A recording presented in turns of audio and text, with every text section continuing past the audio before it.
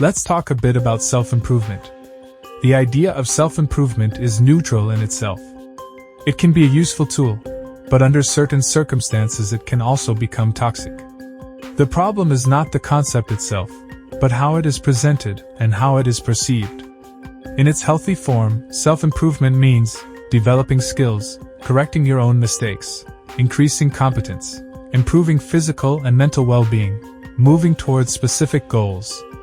In this form, it's difficult to find anything toxic about it. However, modern self-improvement culture often turns the process into an endless race.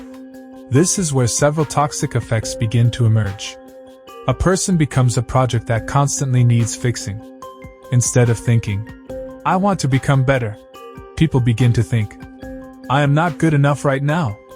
If this mindset continues for years, a person may stop living for the sake of life itself and start living for the endless optimization of life. They don't read a book for enjoyment, they invest in themselves. They don't go for a walk, they improve their mental health. They don't socialize, they develop social skills.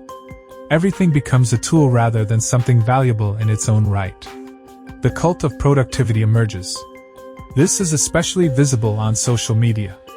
People constantly showcase early wake-ups, workouts, 12-hour workdays, reading dozens of books, discipline without breaks or days off. The illusion of complete control. A large amount of self-improvement content promotes the idea that, if you are disciplined enough, you can achieve anything.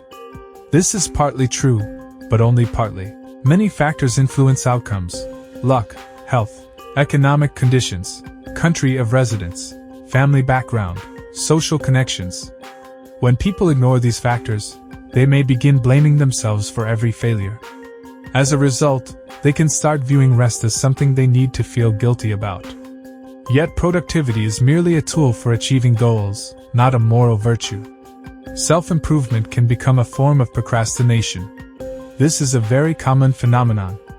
A person reads about business, watches motivational content, studies psychology, creates plans, but they never start the business, write the book, or launch the project. They improve themselves for future action instead of taking action itself.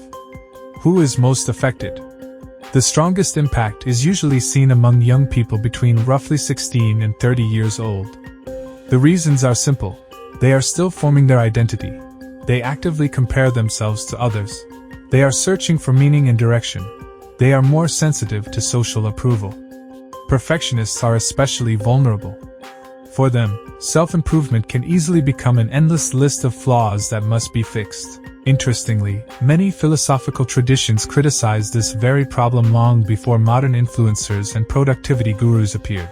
For example, Lao Tzu emphasized naturalness and letting go of excessive control. Epictetus distinguished between what is within our control and what is not. Friedrich Nietzsche criticized the herd-like adoption of ready-made ideals. The paradox of self-improvement is that it is most useful when it serves as a tool for living. But when it becomes the primary purpose of life, a person risks turning their existence into an endless preparation for a moment that never arrives. So, should self-improvement become the meaning of one's entire life?